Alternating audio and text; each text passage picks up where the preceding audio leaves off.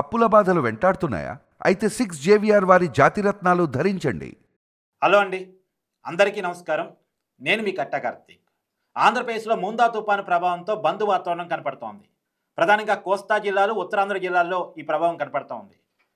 కృష్ణా జిల్లా, గుంటూరు జిల్లా నుంచి మొదలు పెడితే ప్రధానంగా ఈస్ట్ వెస్ట్ జిల్లాల పరిధి, ఉభయ గోదావరి జిల్లాల్లో మొత్తం అధికారులు రోడ్ల మీదకి వచ్చేసి ప్రజలందరినీ కూడా ఇళ్లకే పరిమితం చేసిన పరిస్థితి. తీర ప్రాంతాల్లో ఎన్డీఆర్ఎఫ్ సిబ్బంది మోహరించినటువంటి పరిస్థితి. ఉత్తరాంధ్ర జిల్లాలో కూడా ప్రధానంగా వైజాగ్లో మనకి చాలా తీవ్రత కనపడతా ఉంది. ప్రజలందరినీ కూడా ఇళ్లకే పరిమితం చేసినటువంటి పరిస్థితి కనపడతా ఉంది. సముద్రం చాలా ఆందోళనకరంగా ఉంది అనేటువంటి వార్తలు కూడా మనకు అందుతూ ఉన్నాయి. విజయనగరం, శ్రీకాకుళం జిల్లాల్లో కూడా ఈ ప్రభావం మనకు కనపడతా ఉంది. అన్ని చోట్ల కూడా అధికారులు రోడ్ల మీదకి వచ్చి ప్రజలందరినీ కూడా ఇళ్లకే పరిమితం చేసినటువంటి పరిస్థితి. మత్స్యకారులందరినీ కూడా జాగ్రత్త చేశారు, ప్రజలందరినీ కూడా ఇళ్లకే పరిమితం చేశారు. వాళ్ళందరికీ జాగ్రత్తలు చెప్తా ఉన్నారు. తీర ప్రాంతాల్లో ఉన్నటువంటి ప్రజల్ని సురక్షిత ప్రాంతాలకు తరలించేశారు. ఇవాళ కాకినాడ తీరానికి తుఫాను వస్తుంది అని చెప్పేసి అనుకున్నారు. అది కొద్దిగా మచిలీపట్నం వైపుగా ప్రయాణిస్తున్నట్టు, యానం వైపుగా కూడా ప్రయాణిస్తున్నట్టు తెలియవస్తున్నటువంటి సమాచారం. అక్కడ కూడా మచిలీపట్నం వైపుగా అధికారులు కూడా అలర్ట్ అయ్యారు. చాలా పెద్ద ఎత్తున జాగ్రత్త చర్యలు పాటిస్తున్నారు. ప్రధానంగా ఎక్కడెక్కడైతే వరదలు రావడానికి అవకాశం ఉన్న నదులు ఉన్నాయో అక్కడ పూర్తి స్థాయిలో కూడా భద్రత పెంచినటువంటి పరిస్థితి కనపడుతుంది. ఎప్పటికప్పుడు పరిస్థితిని అంచనా వేసి సచివాలయానికి సచివాలయానికి సమాచారాన్ని చేరవేస్తున్న పరిస్థితి. అక్కడి నుంచి వచ్చే సూచనల మేరకు అధికారులు యాక్టివ్ చేస్తున్నటువంటి పరిస్థితిని మన ఆంధ్రప్రదేశ్లో చూస్తూ ఉన్నాం. ఒక రకంగా 2014లో వైజాగ్లో హుదూద్ తుఫాను మీకు గుర్తుంది కదా, ఎంత పెద్ద నష్టాన్ని మనకి మిగిల్చింది అనేటువంటిది. తర్వాత 2018లో వచ్చినటువంటి టెట్లీ తుఫాను కూడా ఎంత పెద్ద ఎత్తున నష్టాన్ని చేకూర్చింది అనేటువంటి విషయం మీ అందరికీ గుర్తుండే ఉంటుంది. ఈ రెండు తుఫాన్లకు మించిన తుఫాను అని చెప్పి దీన్ని అంచనా వేస్తూ ఉన్నారు. గంటకి 100 కిలోమీటర్లు వేగంతో గాలులు వీచేటువంటి అవకాశం ఉంది. వానలు కూడా ఒక్కసారిగా ఒక వారం 10 రోజులు పడేటువంటి ముసురు వానలు కొన్ని గంటల్లోనే పడే అవకాశం ఉంది అనేటువంటి అంచనాను కూడా వేస్తూ ఉన్నారు. అందుకే ప్రజల్ని పూర్తిగా కూడా సురక్షిత ప్రాంతాలకు తరలించినటువంటి పరిస్థితి. ఒక ప్రాణ నష్టం కూడా జరగకుండా, ఇంత పెద్ద తుఫాను వచ్చినా సరే గతంలో మనకు వచ్చినటువంటి తుఫానులని అంచనా వేసుకొని ఈసారి అలాంటి ప్రాణ నష్టమో ఆస్తి నష్టమో జరగకుండా, ఆస్తి నష్టాన్ని అంటే పూర్తి స్థాయిలో ఆపడం సాధ్యం కాకపోవచ్చు, కానీ ప్రాణ నష్టం మాత్రం ఏమాత్రం జరగకుండా ఆస్తి నష్టాన్ని కూడా పరిమితం చేసి దానికోసం అధికారులు పెద్ద ఎత్తునటువంటి శ్రమిస్తున్న పరిస్థితి. కేంద్ర ప్రభుత్వం కూడా రంగంలో దిగింది. చంద్రబాబు నాయుడు గారికి ఫోన్ చేసి పరిస్థితిని ఆరా తీసేయారని చెప్పేసి చంద్రబాబు నాయుడు గారు చెప్పారు. లోకేష్ గారిని పీఎంఓతో సమన్వయం చేసుకునేటువంటి బాధ్యతను కూడా అప్పచెప్పడం జరిగింది. ఒకవైపు చంద్రబాబు నాయుడు గారు, పవన్ కళ్యాణ్ గారు ఆంధ్రప్రదేశ్లో జరుగుతున్నటువంటి పరిస్థితుల మీద సమీక్ష నిర్వహిస్తున్నారు. ఒకవైపు పీఎంఓ తోటి నారా లోకేష్ గారు సమన్వయ బాధ్యత నిర్వహిస్తూ ఉన్నారు.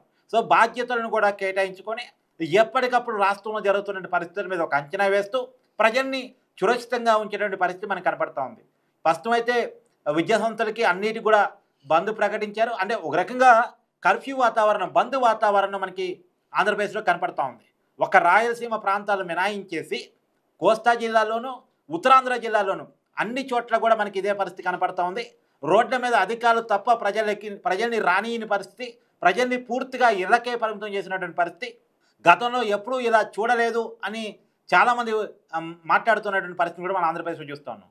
తీర ప్రాంతాల్లో ఉన్నటువంటి ప్రజలైతే కొంత ఇళ్ళని ఖాళీ చేసేటప్పుడు కొంచెం మొండికేసి ఇలాంటి తుఫాను మేము గతంలో చూస్తాం కదా, మమ్మల్ని ఖాళీ చేయించొద్దు, మేము ఇక్కడే ఉండి జాగ్రత్తగా ఉంటామని చెప్పినప్పుడు కూడా వాళ్ళని కన్విన్స్ చేసి గతంలో ఉన్న తుఫాను వేరు, ఇప్పుడు వస్తున్నటువంటి తుఫాను వేరు, ఇది కొంత ప్రమాదకరంగా ఉండే అవకాశం ఉంది, అందులోనూ గంటల్లోనే రోజుల్లో పడేటువంటి వర్షం పడేటువంటి అవకాశం ఉంది అనేటువంటి విషయాన్ని కమ్యూనికేట్ చేసి వాళ్ళని ఒప్పించి వాళ్ళలో చైతన్యాన్ని తీసుకొచ్చి వాళ్ళందరినీ కూడా వేరే వేరే ప్రాంతాలకి తరలిస్తున్నటువంటి పరిస్థితి. నదులు ఉప్పొంగేటువంటి అవకాశం ఎక్కడైతే ఉందో, ఎక్కడైతే వరదలకి అవకాశం ఉందో అక్కడ పూర్తి స్థాయిలో భద్రతను చేపట్టినటువంటి పరిస్థితి. ఆ నియర్ బై ఎక్కడ కూడా ప్రజలను ఇళ్లలో ఉండనివ్వకుండా వాళ్ళని ఖాళీ చెప్పించినటువంటి పరిస్థితి మనం ఆంధ్రప్రదేశ్లో చూస్తూ ఉన్నాం. రేపు సాయంత్రం వరకు ఇదే పరిస్థితి ఉంటుంది అని చెప్పేసి అంచనా వస్తూ ఉంది. ఇవాళ తీరాన్ని తాకే అవకాశం ఉంది, రేపు తీరాన్ని దాటి పోయేటువంటి అవకాశం మధ్యాహ్నంలోపు తుఫాను ఉంది అనేది. తీరం దాటి వెళ్ళిన తర్వాత కూడా ప్రజలు రోడ్ల మీదకి రావద్దు అని చెప్పేసి అధికారులు చెప్తా ఉన్నారు. తీరం దాటి వెళ్ళిన తర్వాత కూడా ఒక 7-8 గంటల పాటు విస్తారంగా వర్షాలు పడే అవకాశం ఉంది అనేటువంటి విషయాన్ని కూడా అధికారులు చెప్తా ఉన్నారు. అందులోనూ చెప్తా ఉన్నారు గతంలాగా పరిస్థితులు లేవు, రోజుల్లో కురిసే వర్షం గంటల్లోనే కురిసే అవకాశం ఉంటుంది. ఒకప్పుడు ముసురు వానరు అనేవాళ్ళు, ఒక వారం 10 రోజుల పాటు వరుసగా వానలు కురుస్తుండే, కానీ ఆ ముసురు వానలు ఇప్పుడు లేవు. ఆ ముసురు వానలు అంటే ఒక వారం 10 రోజులు ముసురుగా పడే వాన ఎంతైతే ఉంటుందో అంత వాన కేవలం ఒక గంటలోనో 2 గంటల్లోనో కురిసేటువంటి అవకాశం ఉంది అనేటువంటిది. అంటే ఆకాశానికి చిల్లు పడిందా అని అనుమానం వచ్చేలా క్రౌడ్ బరస్ట్ అని ఈ మధ్యకాలంలో టెక్నికల్ పదాన్ని పెట్టారు కదా, ఆ క్రౌడ్ బరస్ట్ ఏమన్నా జరిగింది అని అనిపించేలా వర్షాలు పడే అవకాశం ఉంది అని చెప్పేసి అధికారులు చెప్తా ఉన్నారు. ఆంధ్రప్రదేశ్ ప్రభుత్వం పెద్ద ఎత్తున జాగ్రత్త చర్యలు తీసుకుంది. ప్రజలందరినీ కూడా సురక్షితంగా ఉంచేటువంటి ప్రయత్నం చేస్తూ ఉంది.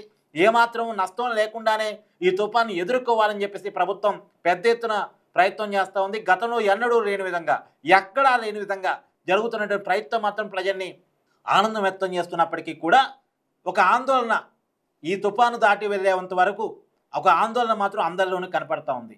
2014లో హుదూద్ తుఫాన్ని, 2018లో వచ్చినటువంటి టెట్లీ తుఫాన్ని దాటేలా ఈ వాన అంటే ఈ తుఫాను కనపడతా ఉన్నటువంటి పరిస్థితుల్లో ఈరా ఎలాంటి ముప్పును మిగిల్చింది అనేటువంటిది. నిజానికి హుదూద్ తుఫాన్ చాలా పెద్ద విలయాన్ని సృష్టించింది. తర్వాత టెట్లీ తుఫాను కూడా చాలా పెద్ద విషాదాన్ని నింపింది. ఇప్పుడు ఆ విలయాన్ని విషాదాన్ని కాకుండా ఖచ్చితంగా దీన్ని మనం ఎదుర్కోవాలనేటువంటి ఒక పట్టుదలతో ప్రభుత్వం పనిచేస్తూ ఉంది. ప్రజలకు కూడా జాగ్రత్త చెప్తా ఉంది. ఇక కొంత కరెంటు సమస్య ఏర్పడవచ్చు, అందుకనే ఫోన్లో కూడా ఛార్జింగ్లో పెట్టుకోండి, పవర్ బ్యాంకుల్ని పెట్టుకోండి, అన్నిటికీ కూడా ముందుగా జాగ్రత్తలు తీసుకోండి, ఇళ్లలోకి కిరాణా సామాన్ని ముందుగానే తెచ్చి పెట్టుకోండి అని చెప్పేసి అవసరమైతే అధికారులే ఇళ్లలోకి వెళ్ళి వాళ్ళకి ఏమన్నా కనీస అవసరాలు కావాలా, వాళ్ళకి ఏమన్నా నిత్యావసర సరుకులు కావాలా అనేటువంటిది అడిగి తెలుసుకొని అధికారులే వాళ్ళకి తెచ్చి ఇచ్చి వాళ్ళ ఇళ్లలోనే ఉంచుతున్నటువంటి పరిస్థితి. ఎన్డీఆర్ఎఫ్ సిబ్బంది కానీ, స్టేట్ పోలీసు కానీ పెద్ద ఎత్తున రోడ్ల మీద మోహరించి ప్రజలకు కావాల్సినటువంటి మౌలిక అవసరాలను తీరుస్తూ ప్రజల్ని ఇంటికే పరిమితం చేస్తూ ఒకవైపు స్కూళ్ళకి, కాలేజీలకి, మొత్తం పని కేంద్రాలకు కూడా అంటే ఎక్కడెక్కడైతే వర్కింగ్ సెషన్స్ ఉంటాయో వాటన్నిటి కూడా సెలవు ప్రకటించి పెద్ద ఎత్తున ప్రజల్ని సురక్షితంగా ఉంచి ప్రాణ నష్టం జరగకుండా చేయడం కోసం జరుగుతున్న ప్రయత్నాలు జరుగుతూ ఉన్నటువంటి పరిస్థితి కనపడతా ఉంది. ఆంధ్రప్రదేశ్లో జరుగుతున్నటువంటి పరిస్థితుల మీద, తుఫాను ప్రభావం మీద మీ అభిప్రాయాన్ని కామెంట్ రూపంలో తెలియజేసే ప్రయత్నం చేయండి. Thank you.